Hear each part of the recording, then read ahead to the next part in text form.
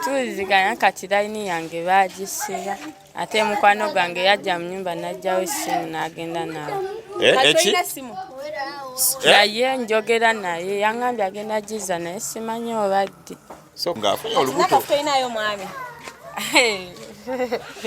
Tolinayo? Ziramu obuuze talinayo ki? Tujja ogenda okudda no balule Nakafu ali lubuto. Talinayo mwami olinacho olinayo mulenzi. Kati pulani tushedetinga. Nakafu kati kankubuulire kati tuva mu by'okudeetinga abalenzi. Kubanga eno embeera gy'olimu weetaaga okukola ki ogivaamu. Fokasinga nnyo ku bintu ebikutwala mu maaso. Mune Uganda tukwaniriza okuva ebweru era nga tuli beeteefuteefu okutambuza. Tulina obumanyirivu mu kuvuga ate era ku miwendo egisaanidde. Kati nno gwe yeetaaza okupikinga ku kisaawe okutuusa ewaka ewuwo tweyune ate era naawe ateekateeka okugenda ebweru twekwate tukutambuze okuviira ddala ewaka paka ku kisaawe. Kati nno mwanattu toddamu kumenyekana migugu ng'entambula weeri tukubire ku ssimu noti 7 noti 6 7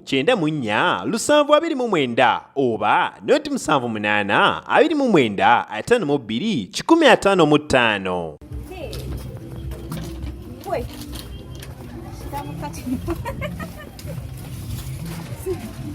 155. Yafunne mukwano gwe nga bw'olaba tugenda wa Nakafu bannaaye mubuuzaako ndi wano ne senga Mabirizi nga nannyini birundo senga nannyini birundu wa Nakafu abeera awo Nakafu awola olyo kirabika mikwano gye ayina ekigato kye yagula okiraba kiri mu bbanga nzogana kya myaka gyaddawo oyo ne bebi Nakafu kulika bebi yani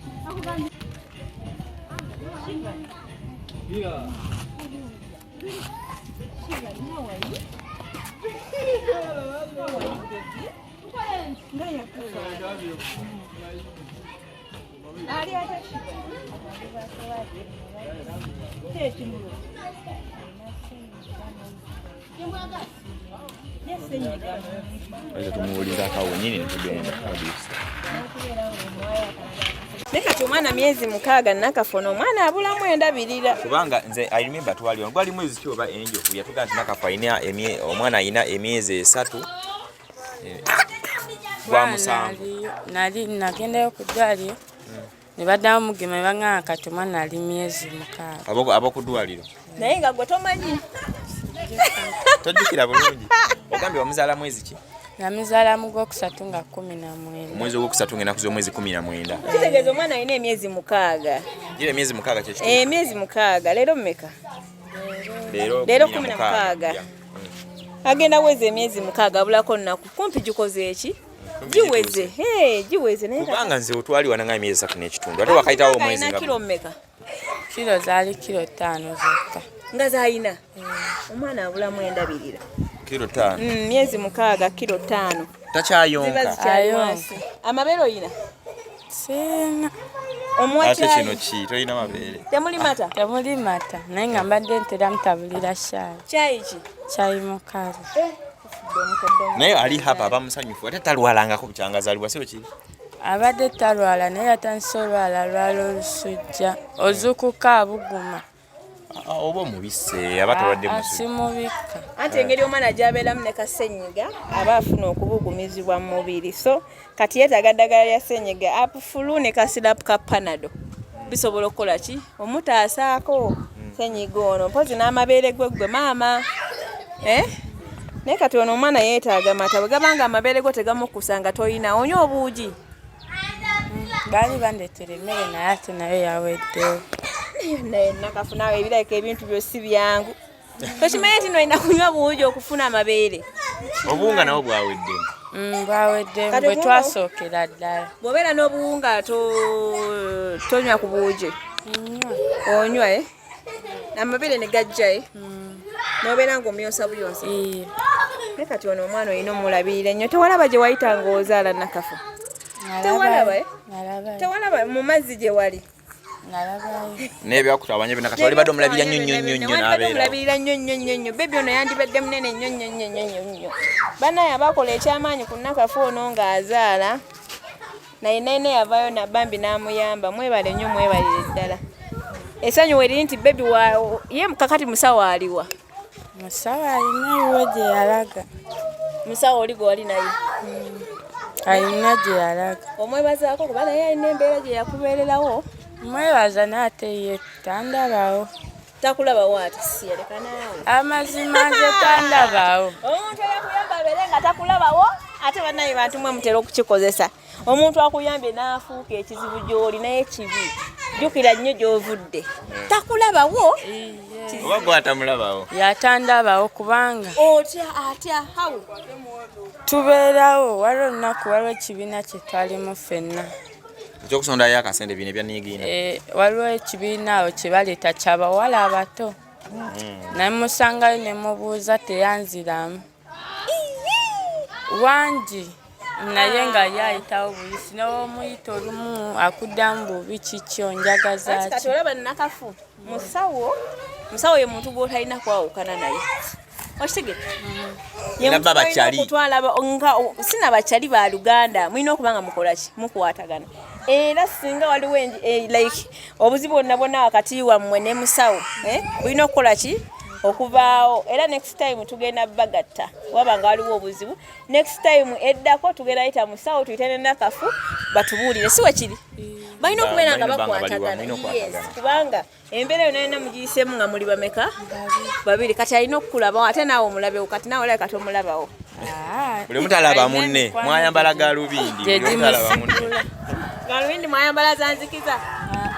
Mikwano gye gyamusigula egisi. Kati tujja bba tugenda mu nsongezo. Bani tulina essenga mabirizi once again nazo okukyalira ku Nakafu Lydia. Ono yakulabanga okuba emabega kati yali agala kujja okuyambako emabega okuwa ku buyambi. Kati ebyambi ate ebyaliwo nkakubewo ebyambi ebyaliwo oli ogenda zaala. Sonko. Wangi nyongere maaso. Ono yali agenda kuzaala. N'ennyinyo yinembuuka. N'ovaamu mu ggwanga. N'envaamu mu ggwanga so. Okay, kati so naye muzadde nga gwayagala nnyo abaana paka agambye ati sikayite akubongeko akubuuzeeko ate ono senga akola mu bintu ebyo ebyokwepiica senga njogera oba bubi bintu ekwatagana ebyo ebyokwepiica eby'omu kisenge waliwo ensonga yina ekutabanyamu. Oli kiriya bano balina obuzibu kambukubuulire ojja wano nakugamba nze bantamba simanyi abalenzi sibiddirebe besikola biki byogenda okuddamu okulaba ng'akoze eki oyinza muga ng'ofunye olubuto. Nakafu tolinayo mwami? Tolinayo? Ziramu obuuze talinayo ki? Tujja ogenda okudda no balule Nakafu ali lubuto. Tolina limwavi olinacho olinayo mulenzi? Kati pulani tushedetinga. Wallahi kolo sijja bibaamu. Simwewanyo. Naye kakati Nakafu mwedetinga ye kati oyezeza emyaka emeka? Nina kati myaka 17 najweza mu gw'omukaaga nga 15. Nakafu kati kankubuulire kati biva mu by'okudeetinga abalenzi kubanga eno embeera gy'olimu weetaaga okukola ki ogivaamu.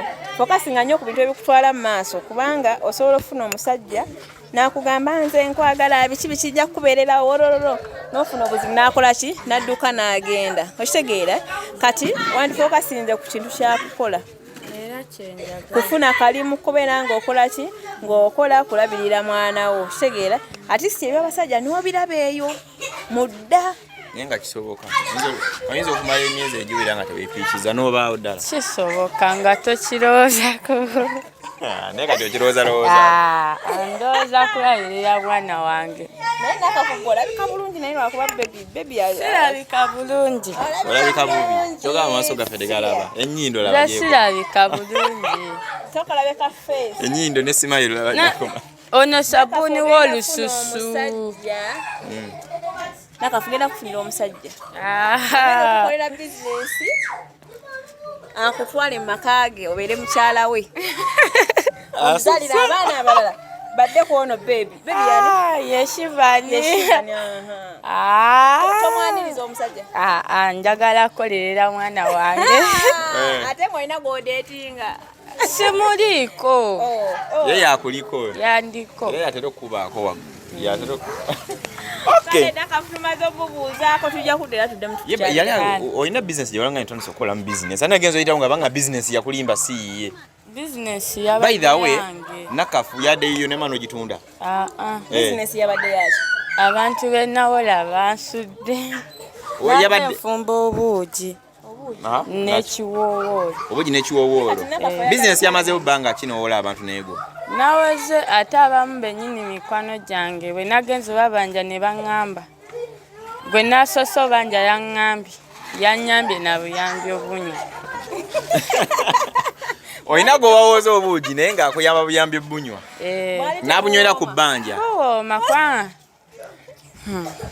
business yamazeewo bbanga kineego naku 3 tujja kumaba Nakafu tonyumize ku business tosobola kukola business nemalawo ennaku 3 kanekiraba mugambye ku kyabalenzi abagenda omulimbalima Nakafu nno serebo nogola abantu bamumanyi online nze nkunyumiza ki waliwo akavubuka kabaita kalava boy ketwajja nako akabereka kwano kwono nava boy no yamala n'atuddukako bana abatwala omubulenzi ayimba kayimba bakaita weeraba mundo omutima gumanja nguterese ebbanja gunyanga kyennyanja namulaba yajja nagamba abeere mukwano gwe yali amunoonyereza okumala akabantu tujja ntukola program yaye n'abeera naye Nakafu n'amukolera challenge oba zaalinganya akayimba ne kakutula seriously bana abayimba lumala ku TikTok weeraba bambi ngenze kukola weeraba Dr. Loverboy lwimba ne lukutula lwamaze okutula dai na management n'agiddukako kati Nakafu ayina amaanyi ye gatamanyi obo kitegeera kati abantu amba mulaba online ne bajja nga bamunoonya wangambira ne bali bakunoonyezaako nga baagala naye nga bakulabe ku kitimba nga baagala obeere boyfriend waabwe so Nakafu yensonga lwaki olimba Loverboy lwakutulira mu weeks ezo nenyiniro ne management bali balu promoting de myezi 6 ne Luganda ono kasayalaga face bwat ne postinga account yo netandika okutambula netambula kati mwimbi wamanyi online lwakuba yadduka tajagala kujabuza ko naffe yatudduka katuvuma buvumi omuyimbi yafose serebe ate omuntu ka staff n'abata kyayagala kumanya kyayagala naye kyamanyira bayinza okumweta nade njagala tandika wakiri bangulira dryer n'obutebe wano bagundi abantu ninawo abensobola okukolako naye n'ebikozesebwa amanyi okola ebyomusaluni amanyi okola ebyomusaluni bannange mukyala alayika mukozi ngawe nanga bakabiri wabula kati ntinze kamyuse mfu okay tukubuuzizaako nefe tugenda komawo twongere onnyumyamuko because nze nanga myself netaga nnyo okwongera okumanya kuba abantu bakusayidde omusango omunene according to Nankabirwazi story abantu bali babula nga tebamulaba paka lwenagambye lwaki Nakabere tumuteeka ku program once again nanyumya emboozi ng'emboozi ndala tujja kukomawo nze ngetunyumiza mweri nga naye mwoli abantu baleme kusayira musango munene actually mina obeera wamu era nange kye nali njagala naye ate nga ye takyagala ye nze gwafuula omubi buli maaso g'omuntu kaza tujja kufunayo akaseera tunyumyemuko nammwe mwenna ebyabala tulaba bisobola okugonjoka musobole nga obulamu butambula Nakafu weekuume nzi watayikalitoliye era neekuuma bakupiica nze nkimanyi bagenda kupiica bakuteeba again nze nkuwulira bagenda kuteeba omulundi ogwokubiri abaana bawono bateeba emigo gya Musa gikoma muli family planning oli family planning eyakayise emyezi 3 kati alina confidence agenda 2 akyere bituwe naye mwayo okozesa kapiira nze sibimanyi biki byotamanyi okwepiisha tobimanyi jjajja yaŋŋamba bajja muno nga bawandika abagalo genda mu family planning jjajja naŋŋamba ngende jjajja naŋŋamba ne bakana omusajja ngenda asobya omwana paka kati omwana omwagala nnyo tosobebakana basajja yaŋŋamba omwana agendako yaki ngaate jjajja yaŋŋamba wagendako yaki ate nga tebebakana basajja jjajja ye yaŋŋamba ngende naye nga gwe ebyokwepica tobikola jjajja yaŋŋaana ojjukidde ekyanagundi Nankabirwa ekyakondo kakati noono naye tabimanyi ebyakondo kale tujja kudda oyongera otunyumiza Madam Jenifer omuwuliziganya tuliziganya kati layini yange bagisiba ate mukwano gwange yajja mu nyumba n'ajjawo essimu n'agenda nawe. Naye njogera naye yaŋŋambye agenda giza naye simanyi obadde. Sokole mukwano gwe yajja mu nyumba n'ajjamu essimu. Angenze rongosa ttooyi mangi. Mukwano gw'okyo? Yali mukwano gwange nga tusoma naye waggulu ku yudeeri. Abeera wa? Abeere waggulu. Kato kyalina ssimu. Tosobola kugendayo? Nagendayo ewaabwe. Mama we n'aŋŋamba taliiwo. Sobola mukubirako n'agituwa essimu? Simanyi kubanga n'ennamba ye yennyini entuufu. Kati oyogerako naye ku ki? Sisita we gwe nagamba n'aŋŋamba oli agenda kudda. Alina gy'alaba. Yennyini waggulu. Layini gye basooka okusiba? Baagisiba. Kubanga nali nateekamu oba pini gye neerabira n'ennyiga bubi. Nevaako. Naye bannange nankabirwa. Kalayini gye baali baggala so si ssimu oba ssimu gye baggala? Si ssimu. Layini. Kati ye yasangawo essimu ku buliri. Naye yasooka n'abiŋŋambako n'aŋŋamba nina layini yange sigikozesa ne mugaana. Kati ne mugala essimu gy'olaba si yange nange bagimpa nkozeseeko. Ye nalooza mulimba bwe nava ogenda olongoosa ku ttooyi. Nasanga abuuse nayo. Tuukayo waabwe ne baŋŋamba tannatuukayo. Naye ng'agenda kudda. Naye ng'okakasa yagina yagina omutima gugamba ye mwennyini nnyini. Teyabbye enzibe yagye yazise bwe yazise? Simanyi. Kuba essimu ebula ogenda n'oripootinga ku poliisi. Whether agye yazise oba agibbye kuba basobola ogikolerako ebyambi ono ne bagisuula ne bagikwata ne bakwata. Genda ku poliisi oripootinga oba essimu yange yabuze n'egundi yagirina. Obeere ne reference okitegedde because basobola ogikolerako ebibi ne bagituula ne bakutrackinga ne bakwata bakikola nnyo. Okimanyi ekyo? Kale bana essimu smartphone gye mwala naku twamulaga Madame Jenifer kakigeza Jenifer takuuliza. Kale tujja kubanga tukomawo tukubongeko wansi again. Nakafu ne story. Mune Uganda tukwaniriza okuva ebweru era nga tuli beeteefuteefu okutambuza. Tulina obumanyirivu mu kuvuga ate era ku miwendo egisaanidde. Kati nno gwe yeetaaza okupikinga ku kisaawe okutuusa ewaka ewuwo tweyune ate era naawe ateekateeka ogenda ebweru twekwate tukutambuze okuviira ddala ewaka paka ku kisaawe. Kati nno mwanattu toddamu kumenyekana migugu ng'entambula weeri tukubire ku ssimu noti 7 noti 6 94 729 oba noti 78 29 52 155.